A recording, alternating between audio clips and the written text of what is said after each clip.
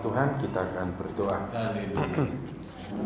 Malam hari ini kami mengucap syukur kami boleh berhimpun bersama-sama di tempat ini, bersekutu bersama-sama untuk boleh memuji Tuhan, boleh menyaksikan dan merasakan akan cita kasih Tuhan di dalam hidup kami, dan juga untuk boleh belajar akan kebenaran firman-Mu. Oleh karena itu kami berdoa memohon hikmat-Mu Tuhan turun atas kami semua, menolong kami, terlebih lagi menuntun dan mengubahkan hidup kami. Maka kami menyerahkan perenungan firman Tuhan pada petang malam hari ini dalam pimpinan daripada Allah Roh Kudus. Terpujilah nama-Mu Bapa, dalam Kristus Yesus Tuhan kami berdoa. Amin. Jemaat Tuhan dipersilakan dapat duduk kembali. Shalom. Ya, selamat malam Bapak Ibu, saudara-saudari sekalian. Oke, di persiapan Natal kali ini saya memberikan sebuah perenungan yang judulnya cukup menarik. Cukup mungkin beberapa itu konyol, tapi sebetulnya sangat relate atau sangat berhubungan sekali, yaitu Natal ala UFC. Gitu ya. Nah, mungkin bingung kan apa itu UFC? Gitu ya. Jadi kita akan baca terlebih dulu di dalam Galatia 5 ayat yang ke-13 sampai yang ke-15. Galatia 5 ayat yang ke-13 sampai yang ke-15.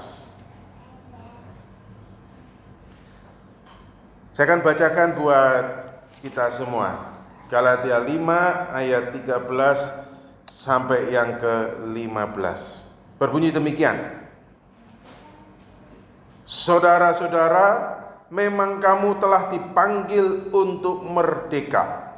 Tetapi janganlah kamu mempergunakan kemerdekaan itu sebagai kesempatan untuk kehidupan dalam dosa, melainkan layanilah seorang akan yang lain oleh kasih. Sebab seluruh hukum Taurat mencakup dalam satu firman ini, yaitu kasihilah sesamamu manusia seperti dirimu sendiri. Tetapi jikalau kamu saling menggigit dan saling menelan, awaslah supaya jangan kamu saling membinasakan. Nah, nanti ya kalau di rumah atau kalau ada handphone, coba di googling satu buah nama seorang wanita China yang bernama Zhou Ximing. Hari-hari ini lagi tren dan viral. Kenapa viral? Ya, ada yang tahu enggak? Orang wanita yang bernama Zhou Ximing. Beliau adalah seorang dokter di China. Pagi sampai siangnya dia dokter. Malamnya Zhou Ximing ini beralih profesi. Tahu profesinya apa? Bukan LC, bukan pemandu karaoke atau bukan wanita yang tidak baik-baik, bukan. Zhou Ximing adalah seorang petarung MMC, Mixed Martial Championship. Ya, jadi seorang petarung UFC, gitu ya. Jadi tahu ya UFC? Mungkin kalau ibu-ibu agak asing, tapi ini tadi adik yang tadi main siapa ini itu pasti tahu dong UFC kan. Jadi olahraga bertarung, ya enggak hanya tinju, bisa karate, bisa taekwondo, bisa tendang, bisa anu. Nah, ini cewek begini. Jadi kalau malam dia adalah seorang petarung UFC, martial art. Jadi karate, taekwondo, pukul-pukulan gitu loh.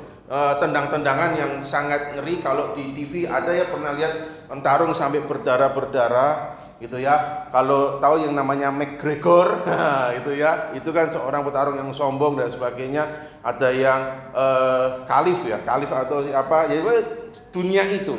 Nah, Zhou Ximing ini wanita yang pagi dokter, malam bertarung. Nah, kalau ibu-ibu yang punya anak cowok mau enggak punya mantu gitu? Ayo, anak cowok mantunya kayak begitu, pagi dokter sih gitu kan, tapi malam bertarung, pulang lihat suaminya, wah bisa jadi sansak, gitu kan? Nah, yang saya katakan gini, tadi saya katakan bahwa Natal itu kan bicara damai dan sukacita. Tapi jujur, betapa sering kita Natal itu mirip UFC.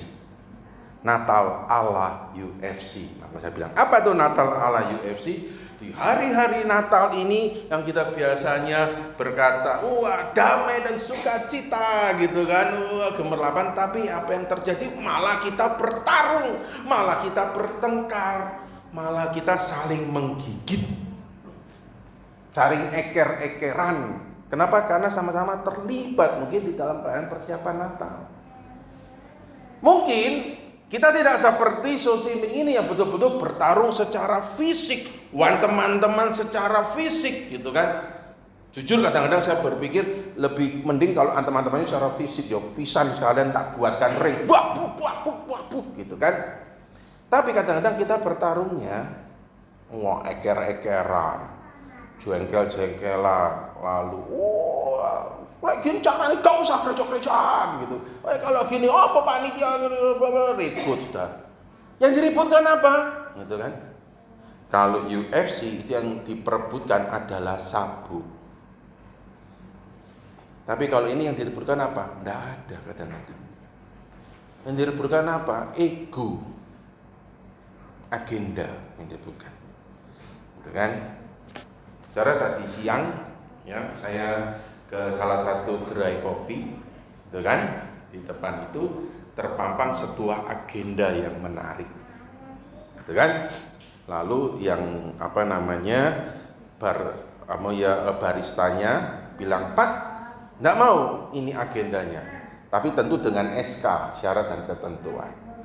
Saya bilang, enggak, itu bukan agenda saya, gitu kan?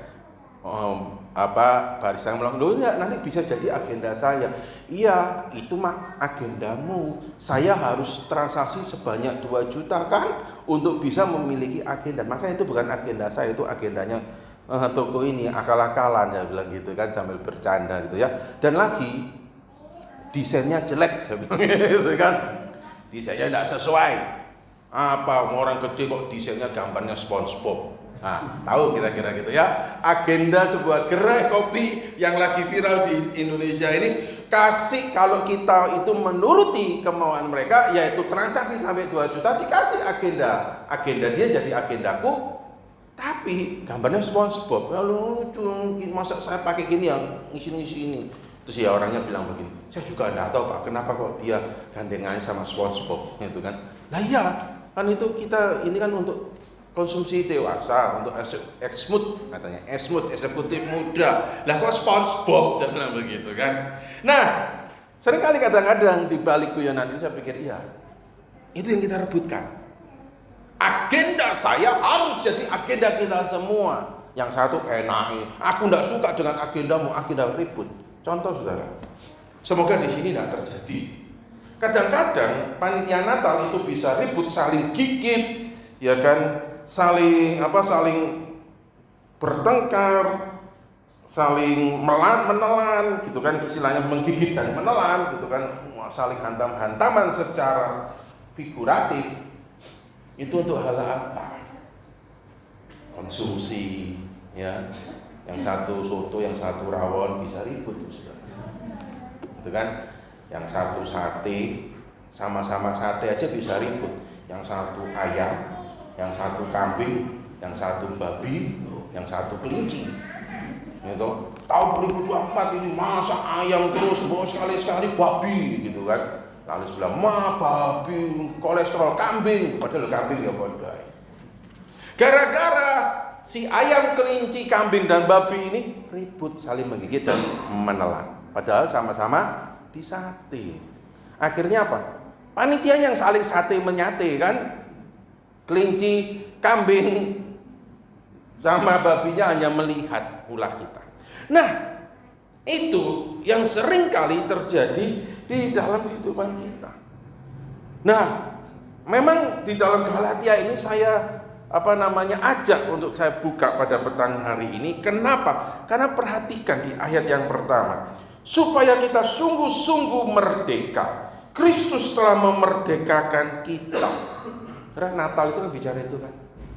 Dia datang. Natal itu bukan bicara Sinterklas, bukan bicara pohon Natal meskipun pohon Natal, tapi Natal itu tetap Natal kalau pohon Natalnya tidak ada, betul? Natal akan tetap Natal kalau pohon Natalnya tidak ada. Mau pohon Natal diganti pohon kurma pun no problem.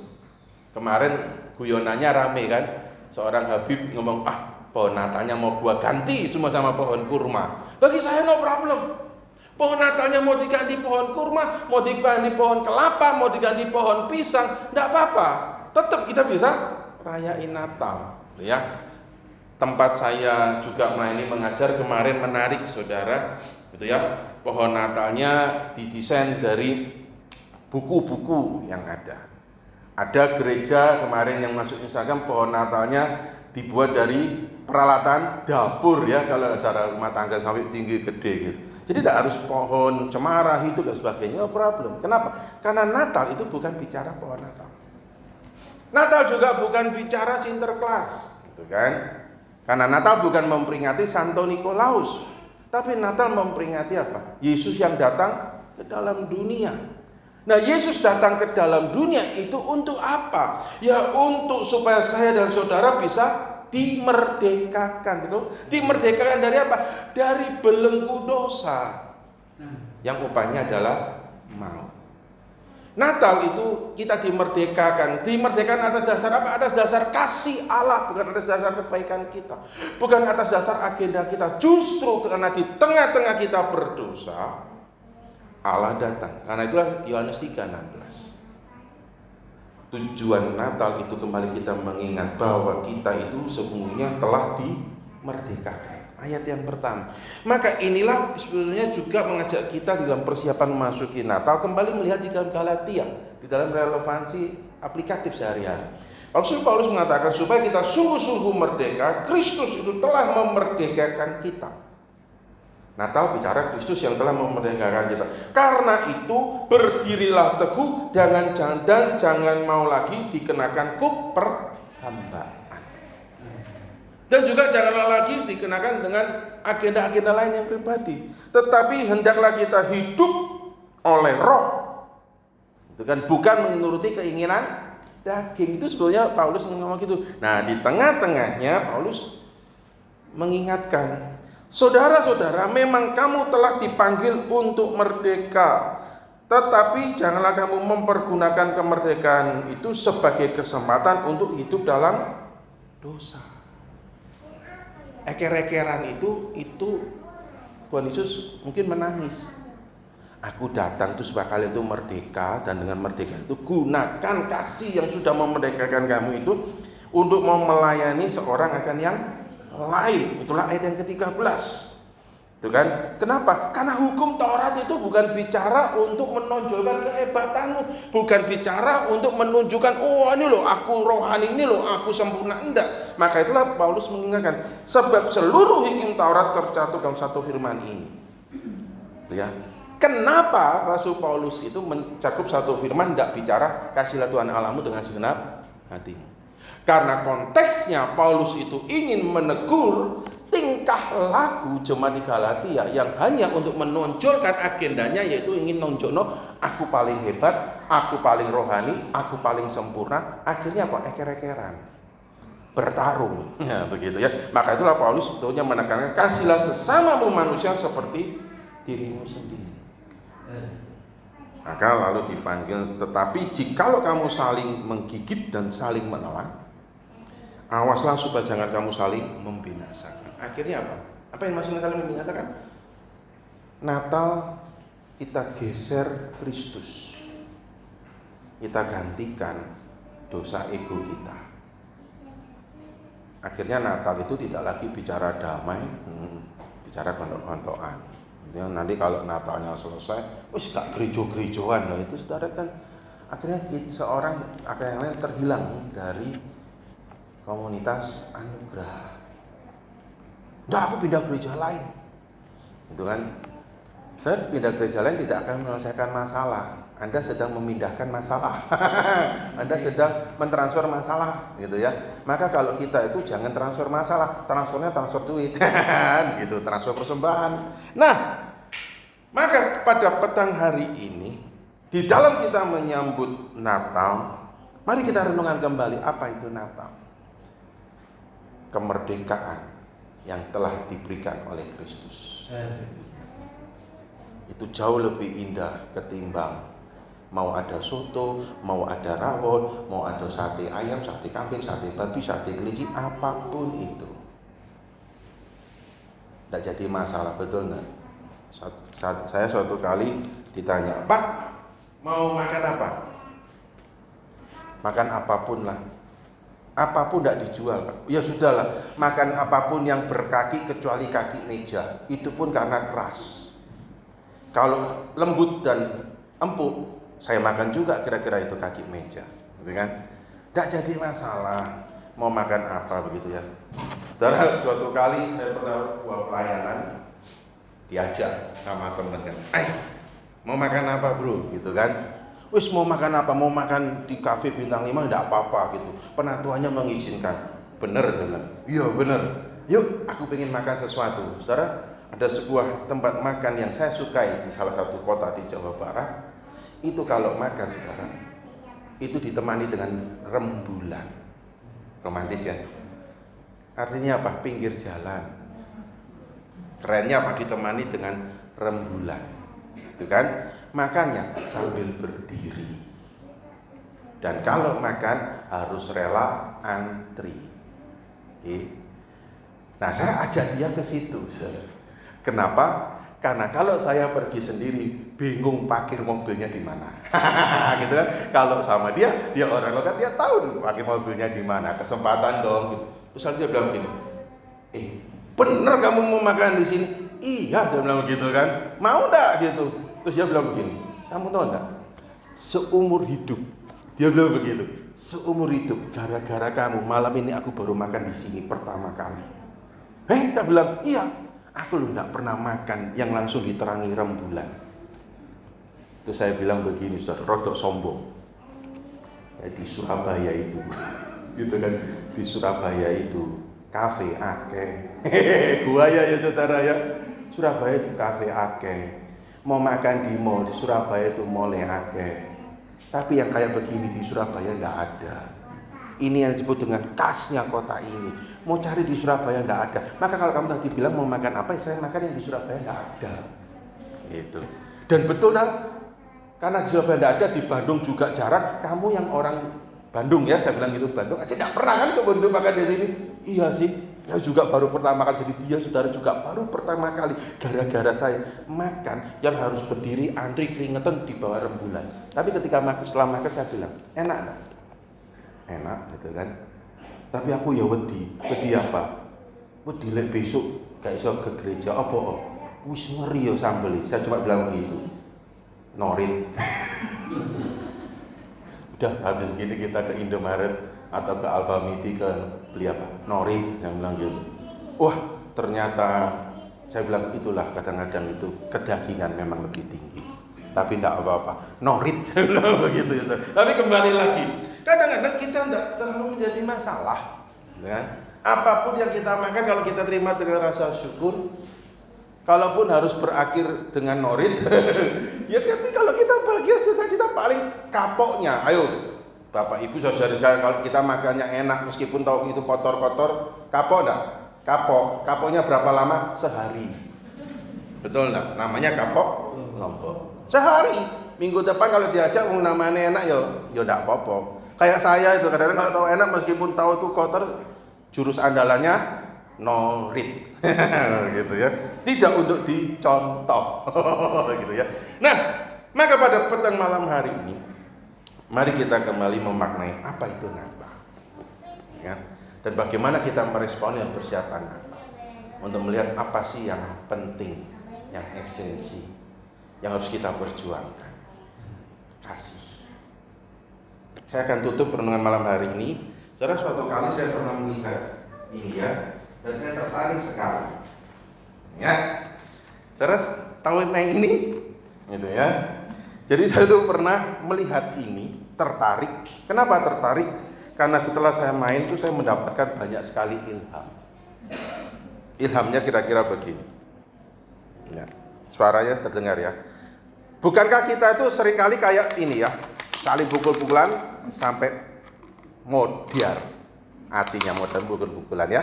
Maka ketika kita saling pukul-pukulan, kita modar, bukankah Natal itu bicara Yesus datang untuk kembali menghidupkan kita yang karena dosa itu saling modar, ya kan? Maka harusnya kita tidak pukul-pukulan. Tapi terkadang kita tidak mukul, tapi kita dipukuli. Betul ya? Tapi tahu enggak? Saya dan saudara itu dimerdekakan dan kita disebut dengan punya perisai iman. Ya. Maka ketika kita dipukulin, ketika kita punya perisai iman, tetap kuat. Alhasil apa? Tatkala kita tidak tahan, tidak kuat, ya kan? Pukulin terus padahal kita dengan iman, kita balas pukul sekali, modar saudara dua-duanya lagi. Ya toh? Nah, tapi ingatlah Yesus datang ke dalam dunia itu untuk memulihkan kita. Tatkala Anda dipukul, ya toh, digigit, kita kuat bukan karena kita hebat, tapi ada iman yang disebut dengan perisai iman. Ya kan? Yang kita lakukan apa? Mirip dengan boneka yang merah ini. Angkat tangan aja. Gitu ya. Jangan kau balas pukul. Angkat tangan aja. Dan kalau kita dua-duanya angkat tangan kayak boneka ini, modar enggak? Enggak. Tapi kalau kita terus-terusan begini, ya toh, enggak angkat tangan, lama-lama kita bisa ya, rohani kita modar. Oke. Jadi pada malam hari ini, biarlah firman Tuhan ini untuk kita tidak saling menggigit, tidak saling menelan. Seperti boneka ini, angkat tangan saja. Artinya berserah, menyembah kepada Tuhan. Mari kita akan berdoa. Biarlah malam hari ini, di hari-hari menyambut Natal, kami boleh kembali diingatkan. Natal bicara kemerdekaan yang telah dikerjakan Kristus bagi kami. Dan di dalam kami boleh hidup menerima anugerah kemerdekaan ini. Kami diingatkan untuk tidak hidup di dalam dosa, yaitu saling menggigit, saling menelan. Tapi kami dipanggil untuk saling melayani dengan kasih. Oleh karena itu Tuhan, tolong kami, biarlah Natal ini kami lewati dengan damai dan sukacita ilahi. Terpujilah namamu Bapa. Di dalam Kristus Yesus Tuhan kami berdoa. Amin.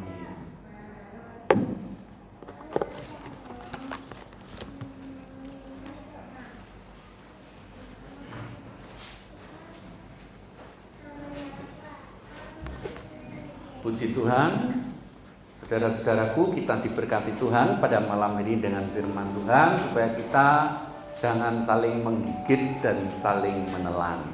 Lebih baik angkat tangan seperti boneka tadi. Puji Tuhan. Terima kasih kepada Bapak Pendeta Menahem yang boleh membawakan renungan firman Tuhan pada malam hari ini. Tuhan Yesus Kristus memberkati.